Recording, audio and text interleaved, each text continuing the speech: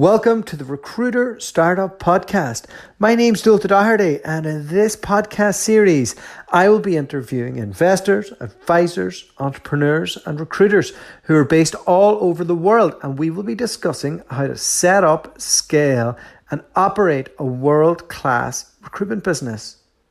So we've had some amazing guests on recently from the technology world, and I will be bringing on more sourcing experts, especially from the US market, because that seems to be where the best sourcers in the world live.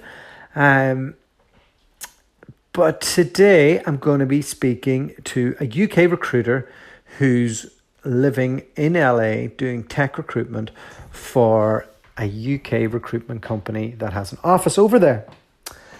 I first spoke to Kyle O'Meara about a year ago when he was considering leaving his recruitment job in Australia and he was moving to LA. And we worked with him for a little while. We didn't manage to place him, unfortunately, but he's a great guy. He's recruiting in an interesting space. And I wanted to bring him on because he's faced a bit of adversity in his time. And he's made 2 international moves. He's made them alone. He's made them work. And it sounds like he's evolving from every move that he makes, which is really fascinating. So I hope you all enjoy it. And over to Kyle.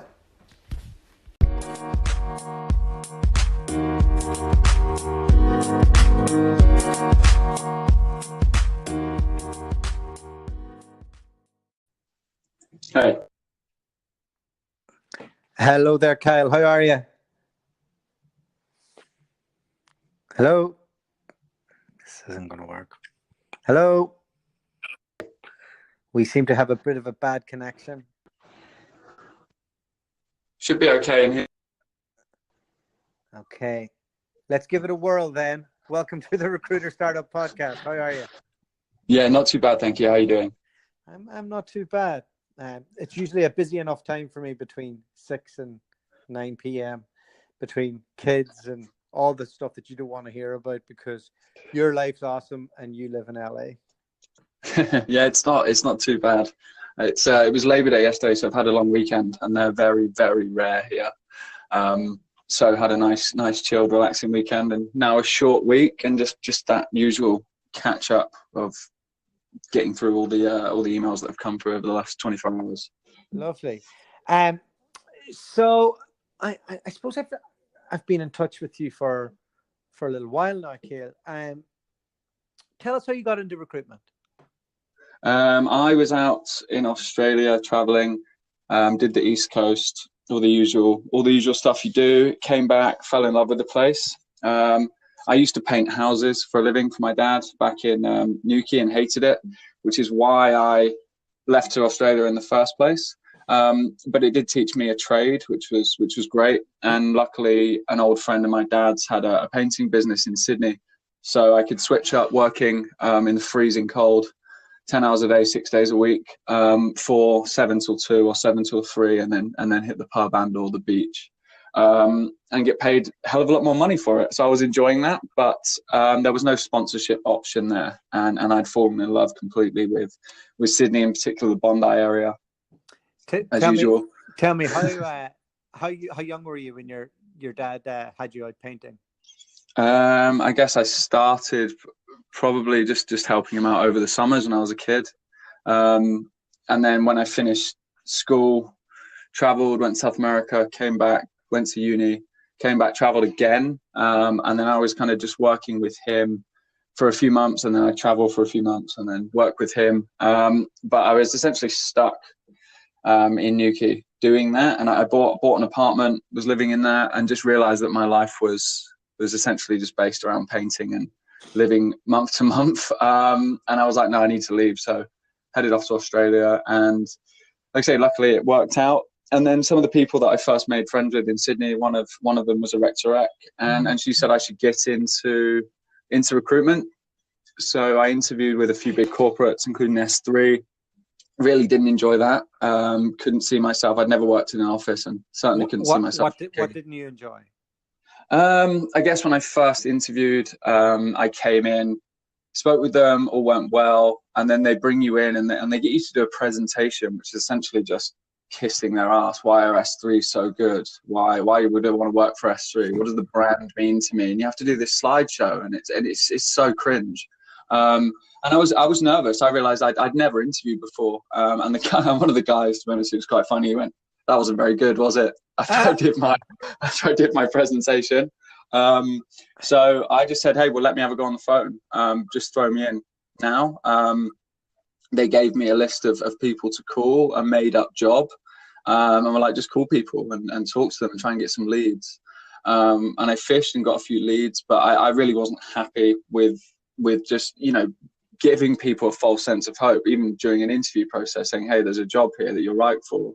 So I didn't like that. So I was already put off by that, and it didn't work out anyway. And then I ended up going to a more boutique agency called TARDIS Group. Again, realized I don't interview. So did you actually accept a job with S3?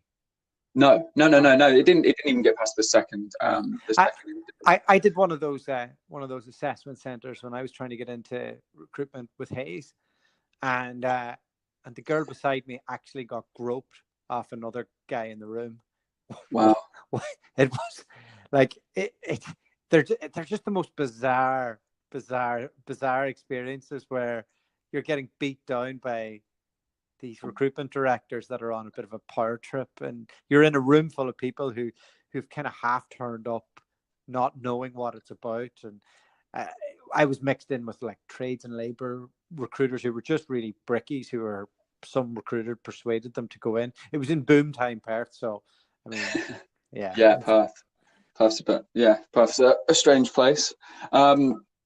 But I ended up going to TARDIS Group and learned again. I don't interview very well because Tim, who's Tim Washburn, the IT director over there, actually said no to me during my process. Why do you think you don't interview well? It was just all new to me, and I was obviously nervous and just repeating myself and saying the wrong things. I'd never been in an office. I'd never worn a suit to a job interview or done anything like that before. So it was all new. But Kevin, Irish guy, Kevin O'Shea, we just clicked straight away. We talked about just football and things in Ireland and just clicked. And he just basically said to Tim, "Hey, I'm going to take a gamble on him. We need to hire people. I'm going to train him. I'll take responsibility for him." And threw me in the deep end. And I got started at TARDIS Group. Yeah, what did you recruit for? No one really has a niche there. It was kind of try and pick up some business and do what you can. But I was just reading. The more I learned about technology and learning into it, people were really starting to get hacked, and it was becoming big news that people were being hacked. Big businesses were being hacked, and no one was taking responsibility for it. And then all of a sudden, it became a board issue, and I just decided to focus in that space. And luckily, the first business that I started reaching out to is all cold calling in Australia. I got lucky and caught up with a company, a big vendor, UK-based vendor with a huge presence out there, and they literally just fired a recruiter for cocking up on 2 final interviews, basically lying to them about his salary requests and stuff. So they fired him on a whim, and I called him that day, and the first role I got was working in security, and I really got a taste for it. And then that there's where your love affair with IT security was born. Yeah. Tell me, outside of this, this is before you were in Australia before the changes came in. So, and was it easy to get sponsored? Was that a bit of a process? You had a degree, you didn't have any experience. How did they manage to get you through the process? Well, I was, whilst working for my dad, the business got absolutely slaughtered in the recession. Loads of people that owed him money went bankrupt, and he almost did. So we basically reverted the way we were going to build business for my dad's painting company and started focusing on environmental, so ethically sourced woods, sustainable woods, chemical-free paints, organic paints, things like that, and built a little niche. So I did some business development where I was learning to cold call and learning to make deals. So I did that for about a year, but I just, under the Rec to X advice, just changed that to 2 years of business development with the degree. And it was quite simple, really. It didn't take too long. Yeah, those days are long gone now. It's so great you're able to do that, like to get that Very lucky. to get that shot. And what was working for a boutique that didn't specialize in that area? Like how'd you go about figuring out like IT security and like how did you build your desk? To be honest, it was about just reading different websites, learning, following certain people on Twitter that were big in that space, that were security researchers, keeping atop of all the news that was coming out, and then just trying to learn buzzwords essentially for very niche security positions, like things that people needed to have, certain certifications, qualifications, learning to talk, and then it was all about cold calling. Everything in Australia is cold calling, relationship building, and honestly, I was so poor at the cold calling. I couldn't do it in front of people. I was too nervous. Tim put me in an office, and he essentially called it a war room, and he was just like, look, sit down and just call every single person on that list and get used to it.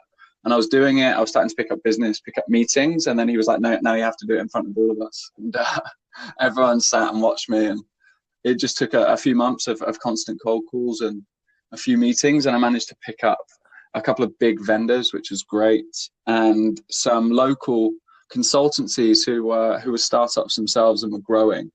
So the process was to find penetration testers, which are ethical hackers. Horrible title for their job, but they're very smart people, and it was to find them and sell them into this, essentially a systems integrator or a managed security services provider, and they would then put them on site at the banks, because getting into the banks was dominated by Hayes and the big guys, because they would go in on like a 6 or 7% margin and just get all the volume, and there's no way you can make money in that space unless you're filling dozens and dozens of roles. Yeah, so you'd put them in perm to the vendors, and then they would then charge ridiculous margins, and then sort of Hayes would then compete with whatever scraps are left over.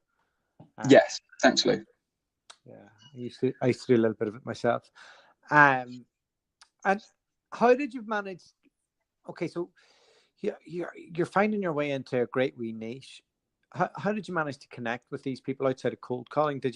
How did you get into their community? Was there anything that you were able to do? TARDIS Group was very, very into people going to meetups. Tim was a big proponent of going to meetups. He would always be like, look, let's go to this, go and meet people, talk to people, break this confidence issue that I had, and that I was trying to get over from the cold calling, and just turn up and meet. And Kevin was very, very switched on, very smart guy. He used to be a technical writer. Some of his friends were actually the head of tech at some big corporations and some startups that were doing very well. And Australia's all about relationships, right? Exactly. And Kevin started to host the annual, or it was a weekly thing for the DevOps meetup. So we're like an AWS user group, which happened. So Kevin was part of a group of people setting that up, and that was a chance to bring in security people and say, hey, what are you doing in the cloud? Come and speak. And then I would speak with vendors and candidates and say, hey, do you want to come and showcase some new products? We'll give you a spot at the meetup. And then got to know people through that, and essentially built a small little brand for myself in a very niche pocket. So I didn't focus on the banks. I didn't focus on any of the big telcos. I just focused on the managed services providers, and built it up that way. Yeah, I mean, so they can be good customers, but sometimes they have their own recruitment agencies in house. So they're a tricky one to focus on, in my experience. What was your life like socially in Sydney? Were you bumping into lots of other recruiters, lots of other people from the UK? Did you integrate into Australian life? Did you walk us through what that was like? It's pretty much it's just English and Irish people based in and around Bondi. And bumping into Chinese people who are walking too slow on the street. Yeah, in the city especially. But no, I was there as soon as I moved to Bondi. I was in the junction. didn't really know too many people, but met people through the Rec to Rec, met other recruiters. Everyone would go to, I think it's called Ryan's Bar in the city after work on a Friday, and it was just literally hundreds and hundreds of recruiters. Got to know people that way. But life was good. Once I actually started billing, it was good anyway, and I started getting paid commission. It was good. Come home, finish work at 6, head to the gym or just head down the beach. And eventually, once I got settled and I was billing and it was good, I wake up in the morning, go for a swim, go to the gym, go to work, come back, go back in the sea, come back, chill out. And then weekends were just road trips and heading to different beaches. There's hundreds of beaches within a couple of hours of Sydney. So just always exploring and finding out new places, really. Any temptations to move back when you were there? To move back to England? Yeah. It's hard. It's hard being away, especially so far. It was difficult, especially, as I say, when I wasn't billing or when I was waiting for commission, or those deals fall over. You have those peaks and troughs in recruitment where it gets you. It really does get to you. It's a hard thing. You just want to run home sometimes. And I don't know anyone that's English that's moved out there that can confidently say they've never been homesick. Yeah. Charlotte definitely was homesick when we were there, and that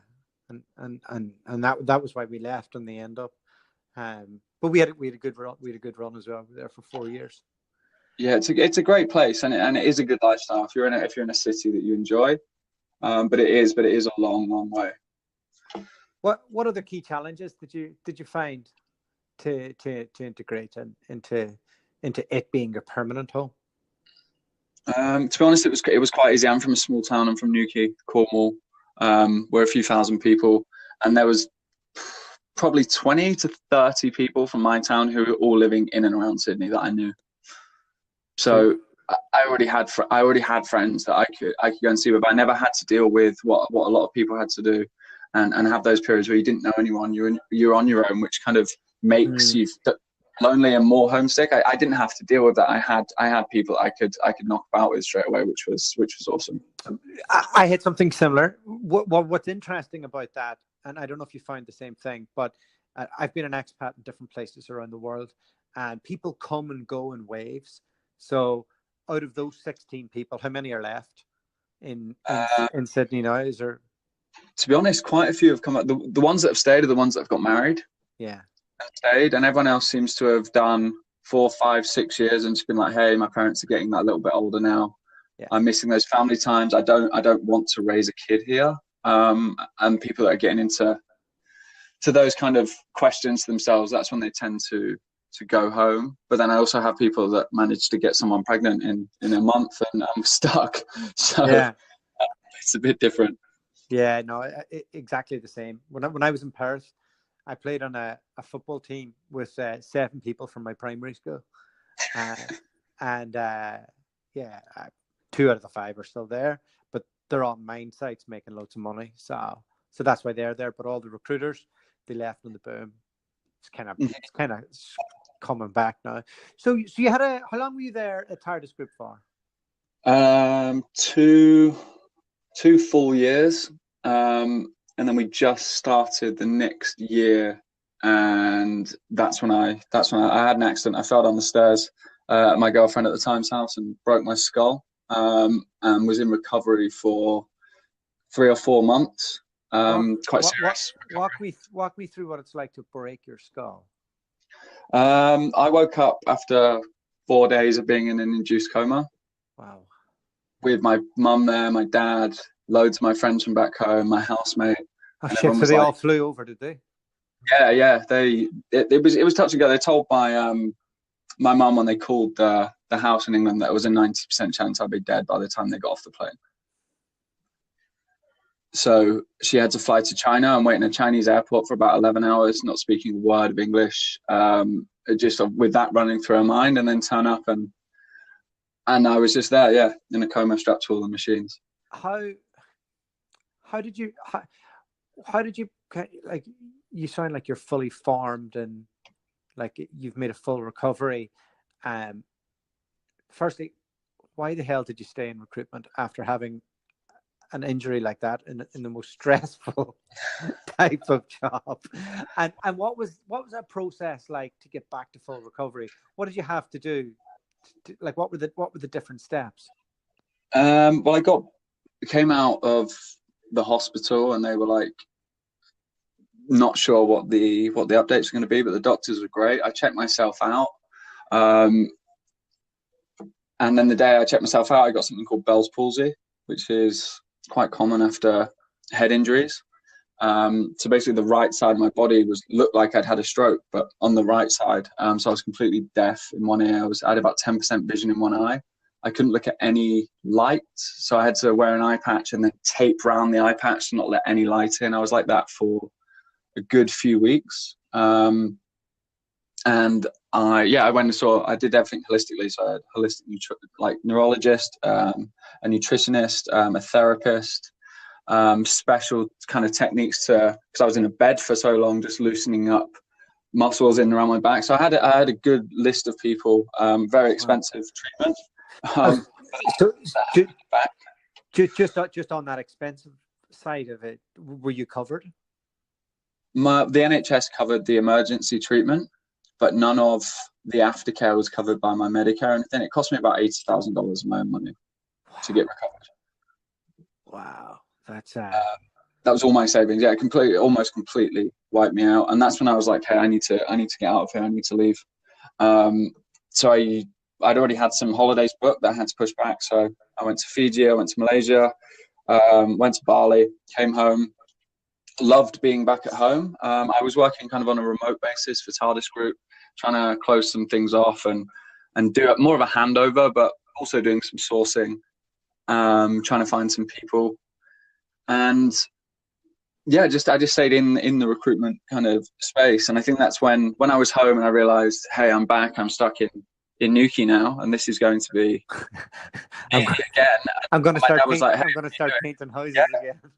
And I was like, what are you doing for money? And I was like, well, I've got some money left over. And he was like, well, you need some money, like come and work for me. And then one day I woke up on a Monday and he'd put boots out and overalls, and I was like, no, I'm not having this. I'm not doing it. Did you almost have a panic attack when you saw the paintbrush and the boots? Yeah, and the worst thing was they were like new boots. So I knew I'd have to break them in, and it was it was just a defining moment for me mentally. And I was like, hey, I can't do this. I can't go back to that life. So I reached out to you in the summertime, and I failed to place you. No, not fail. It's a weird story of how I ended up getting the job here. And yeah, we reached out, and then so I set off on a trip. I did New York, Boston. Then you had interviews for me in San Diego and in Santa Monica. So all that trip was kind of booked up and came out here. The interview with down in San Diego kind of went to plan but didn't go to plan. They didn't want me for the San Diego office. They thought when they opened the LA office it would be a better fit for me, which I agreed with. And then on the flight back, they didn't seat us together, my friend and I. And the guy he was sat next to worked in the same office in LA as Jason, who you've spoke with, who's my boss, who was looking for someone to lead an IT security desk out here in LA, and got his email. I emailed him in the morning. He came straight back to me. We had a call. I flew to London, met Gary, the other owner, had to talk through, discuss salary, and 2 weeks later I was back here. Wow. In LA. I booked my flight back to LA while I was on the flight back. I fell in love with Santa Monica so much. I was so determined I was going to get a job here. I was just applying for every recruitment company that were US based, just to see if they nibbled and what any reaction that I got. And I was so determined to come back. I'd already booked my flight. And then that all worked out with Jason. So I flew out here on like a 3-week, almost like a trial shift, learning how they work, how the office is, what the lifestyle's like, look for somewhere to live, those kind of things, and just fell in love with it even more. And then had to go back, wait for about 6 weeks. I was the guinea pig for the E2 visa because they'd never done it. They never brought anyone over on that visa itself, which was quite nerve wracking because you always hear about how difficult it is to get a visa for America. They check all your back, they check everything, any history, like anything. And yeah, it was a bit of a struggle. And then the lawyer was fantastic. Jason and Gary gave me a load of confidence. I'm like, hey, this is going to be easy. I walked in, they probably asked me 2 questions, and they were like, yeah, these are done, 5 years. Wow. Degree qualified, within the niche, experience, no criminal record. Kind of a slam dunk. For what we're told anyway. But who knows, hey? You could get the wrong person and or you could say the wrong thing in an interview and you couldn't get the visa. You never know, you know. Yeah, I heard some horror stories. The lawyer told me some horror stories. It's all about being clear, concise, one-word answers. Direct, almost rude. I felt like I was being rude, but just very direct. Just one-word answers, like what are you bringing that an American can't bring? And it's like, I've been doing this space for 3 years. I have a degree. I've worked. They basically told me that to say that I'd worked with government clients, which I had, because there was a huge $100 billion Trump pledge for cybersecurity. So the lawyer said to mention that, which really helped. Yeah, and it came straight through. I was very surprised, and then from there I booked a flight, and I was back here in 4 days. And so tell me, so you've already done an international move. You kind of know the lay of the land to a certain extent of how to go about everything. Was there anything more complicated moving to America than Australia once you had the visa, like to get like a credit line or to get like an apartment? How did all that process go? Was it difficult? Yeah, getting credit is impossible in America. There is a way around it beforehand. There's a service that you can do. Yeah, well, luckily, American Express, I had Australian and English American Express cards that never had any missed payments or anything on, so I had good credit backing, and they let me transfer over. But I didn't do that till April, and still I don't have enough. I still don't have enough credit to lease a car or to get a mobile phone contract. We'll talk about that. I one of my other previous guests, Richard Miles, if you go back and listen to it, he has a connection. Yeah. So San Diego. That's right. Yeah, that was tough. But the hardest thing for me, I guess, was I only knew one person here. Apart from the people that I was working with, I knew one person. Then I had a friend from back home who lives an hour or so south in Seal Beach. But he's got 3 young kids, dogs, the American dream with a white picket fence house, business. I didn't know anyone. So that was a difficult transition for me compared to going to Australia.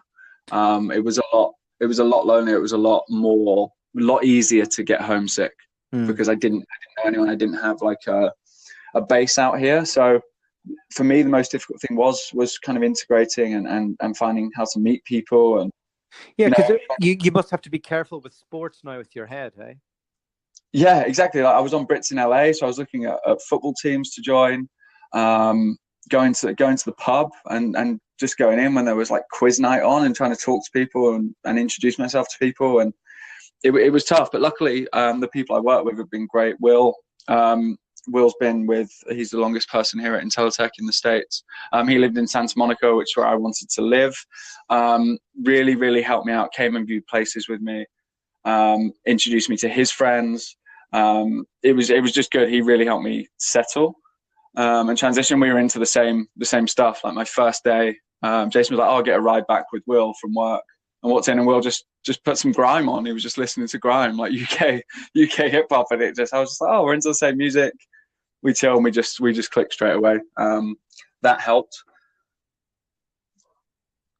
I think that's the most millennial thing anybody said on the podcast so far. Yeah, it's very millennial, but I just wasn't expecting it. And he didn't put it on just because I was getting in the car. That was just his music. Yeah. And he just put it on, and yeah, we just clicked and come on. And then Dan joined. You should get Dan on the show at some point. Dan came over. Dan was a big mobile recruiter in the UK, like a big biller. Traveled for a couple of years, had scores of companies chasing him to join. Jason and Gary lured him in.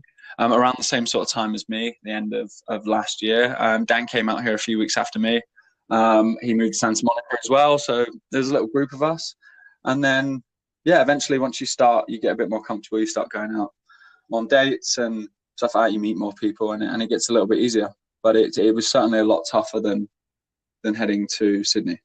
Yeah, the way I always say to people, like, you could move to Australia with a paper bag and you'd be fine. Like, it's a road that's really well tested. America, you need to put a lot of thought into it. You have to really want it and you have to really earn it. Tell me about what it was like business wise. The market's supposed to be pretty incredible, but it's different to Australia, right? It's so different. So I came in, so I actually joined, as I say, like October time, and came out here for a few weeks and just learning from Jason. It's so different. I was like, oh, I'll call them. And Jason was like, no one calls here. No one even has phones. You look at a client, you're doing a BD list to cold call people, and the company doesn't have an office number. Like, everything's email based. So I'm writing emails, and mine are usually kind of polite and friendly, and you try and build rapport that way, and they're a bit wordy. And Jason was like, delete that, delete that, delete that. He was like, just be direct, send them product, send them people that you know they want, that fit the job spec, and just say, hey, this is what I'm doing, this is my experience, give me a shout. All these companies they all have big internal recruitment teams, but they're all so desperate to hire that you do tend to open people up. But I would say the first couple of months, I was working in London doing West Coast hours. So I was working like 10 a.m. till like 9 p.m., essentially trying to catch the start of the working day out here in California, which was tough. And yeah, I just spent the first couple of months learning. Jason gave me a few roles to work on that were picking up some traction. But it's very, very different to Australia. You have to connect with someone on that first email. You have to find something that perks their interest. I think it's easier to find candidates in Australia too, right? It is, but again, the recruitment market seems so much more saturated in Australia to me. If I cold call a client, for example, they're like, oh, you're the 50th recruiter that's called me this week. Obviously, that people are reaching out. There's more and more UK companies who are out here and reaching out. But if you can really provide them with product and some track records and leaning on Jason's kind of industry experience and the referrals that he has, you manage to pick up quite a lot of business. The business bit I've found, once I got used to it, was a little bit easier. And now it's a case of catching the candidates, which is very different. There's a lot of ego here. And so as part of the process, is it massaging that ego, or? It's mirroring. I've just learned from Jason and from Gary, like, you need to mirror your candidates and mirror your clients' responses. If they come back with long wordy answers, and they've got a few questions and they're polite, deal with it that way. If people come back and say option C from the list of opportunities that you sent me, option C looks all right, you have to not massage their ego, but just be as direct with them and try and open it up. Try and get them on the phone, and that's when you can really sell opportunities to them. But what good candidates here have 5, 6, 7 offers on the table at a time. They have an on-site every single day that week, and they can choose, and they also play all the companies against each other and get themselves as much money as they possibly can, and they're very smart at it. And it's a tough one. You really need to sell them an opportunity, and they need to click with the hiring manager for it to go through. It's very much a numbers game. Have you found that, given that there, have you found that you're being more niche in what you do rather than what you did in Australia, because it's more job driven there? Yeah, it's about working, like trying to spot based on someone's profile what type of companies they seem to like working with, and trying to match them up. Rather than in Australia, I guess, if you've got a good candidate and they're responsive and they're willing to work with you, it's a case of you'll find them something that might not necessarily excite them, but it's usually about money. That's what I found in Australia. If you can usually get someone more money, they'll proceed and they'll move forward. Whereas here, the money isn't as important. It's the type of company, it's their potential to IPO, it's the stock options they get, the benefits they have. there's so many more moving parts here than just money. Mm. You'll have people take a 100K pay cut, but they'll get given a 0.5 or a 1% stake in a company that already has a 20-30 million dollar valuation that's destined to do big things. And people look long term, and it's trying to work that out. That's a bit more difficult. Does it feel like you're working in a once in a lifetime like once in a generation marketplace? Does it feel like you're right at the top of a boom? For sure, because we don't do. We're based in LA, but we personally don't have a single LA client. All of our clients are in San Francisco or in New York. So San Francisco, especially, there's dozens of startups popping up every day. They're raising money from thin air. There's companies that, if you looked at their white paper and their concept, you'd be like, they're not really changing anything. They're trying to create a problem and then fix it. There's no actual problem there that needs to be solved. But they'll raise $30 million and they'll get a VP of engineering in from Facebook or from Google, and they can just spend what they want. They don't care about the fees. They'll take 25% on a base salary and give you up to 250 on a base salary. Like my first fee was 52,800. Wow. My first deal in January. That's incredible, hey? And that month did 3 deals. It wanted, when you have those months in recruitment, we all have them where things just click when you don't expect them to. And 3 deals just went in January, and it was like 116,000 for the month. Wow, that's it's tough. So yeah, it's a boom. It's a boom in the fact that the market isn't saturated here yet, in my opinion, compared to what my friends who have worked in the London market say. You're dealing with so many different agencies. With here, people will partner with you and go exclusive with you if you can provide them with the goods, which has been different. So yeah, pretty amazing. I'm really jealous. I really want to move to LA. It's great. I live in Santa Monica. I'm like 6 blocks from the beach, half an hour's drive to the office. It's great. It's expensive. Don't get me wrong. The tax is outrageous, but it's worth it in the long and short of it. But if I wasn't billing, there's no way I could afford to live here. So for people listening that are looking at moving out here, you need to bill, or you need to have some serious savings, else you're going to struggle to live in LA. It's ridiculously expensive. Yeah, it's fair to say you need to earn 6 figures to live there. 100%. Yeah, you could live comfortable on, like, if you went in as like an RPO or something on site with a software company, and you would probably get an 80K salary, and then you're on a quarterly bonus based on placements. You could live comfortable, but to live and be able to go out and date and go on trips somewhere, go on short holidays, do anything you want to do, you need to be earning money, because the base rate of tax in California, no matter what you're earning, is about 38%. Wow. And then you pay 10% tax on. So everything you see a price in the shop, add 10% every time when it comes to the till. You have to tip for everything. In certain cafes now, they add 3% on to pay for the employees' health insurance, even though that's what they should legally have to do. And you can't do anything to stop it. You can't go, hey, I'm not paying this 3%. Then they add gratuity. Then they want a tip. It adds up, but it's worth it. It does, but your annual income sounds like it's all in a lot more than it was in Australia. Yes and no. When I finished in Australia, I had a strong contract book. Okay. It was making good money, and that was useful, which what I would love to have here. But I think overall, at the end of the year, it should work out. It should work out quite similar to my Australia salary, maybe a bit more. But next year, I need to really, really step up again and hit another gear, because there's money to be made here. Yeah. Well, I'm pretty excited. Okay, look, thank you so much for coming on, Keel. It's I'm devastated I didn't make any money out of you, but delighted that we could get your story here, and it just sounds like an unbelievable marketplace, cybersecurity in California. Like, if you make all right money in your first year, surely if you stick it out for 3 years, like you're just in a different sphere. Yeah, definitely. And it's not just security, because the companies we're dealing with are all series kind of A to C startups. They're across robotics, blockchain, AI, autonomous.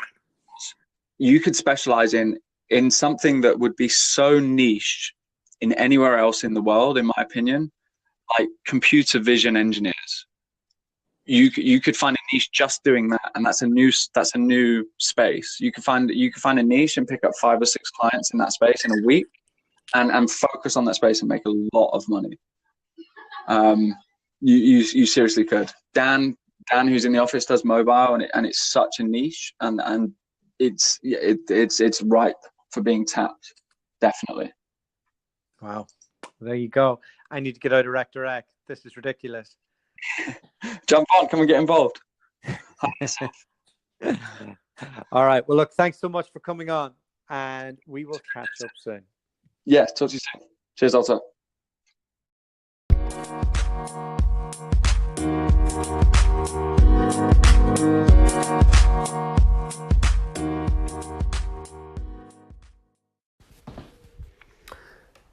Well, I really enjoyed speaking to Kyle, and fair play to him. Breaking your skull is no little deal, is it? And a lot of people may have curled up into a ball and decided that I'm feeling really sorry for myself now. I'm going to stay away from a stressful job. But he focused on his recovery. He figured out, where can I go and make more money and clear all my debts that he's accumulated from the major surgery that he had. And he's made a real go of it. And I really enjoyed hearing how he kind of, it wasn't easy at the start to make that move, especially the second move, compared to Australia. And, the differences between being an IT recruiter in Sydney to working in LA as an IT recruiter, and how maybe he's working in a more product-driven environment in California, where remote recruitment and getting the candidate is important, as opposed to the job-centric market that Australia is, where handshakes and relationships are still the most important thing. So yeah, big thanks to Kyle for coming on, and we will have another amazing guest later in the week. Take care. God bless. Go out and make loads of money. The podcast you just heard was published with Anchor. Got something you want to say to the creator of this show? Send them a voice message using the Anchor app, free for iOS and Android.